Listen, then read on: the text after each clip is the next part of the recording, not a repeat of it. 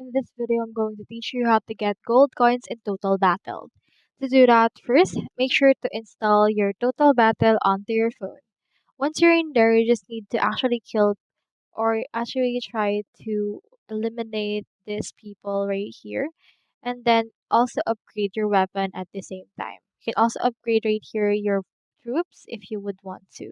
So you can proceed to upgrade, and once you have finished this particular course, you can find or you can get gold coins directly from here. As you have noticed, I finished with this. I have now option to get more workers and more crystals. So once we're done with this, you can see the levels to unlock ships and also enable this onto the next part right here. So you can just continue playing right there and proceed to actually click onto this barrier and then just head over and then increase your weapons as well as your soldiers right here.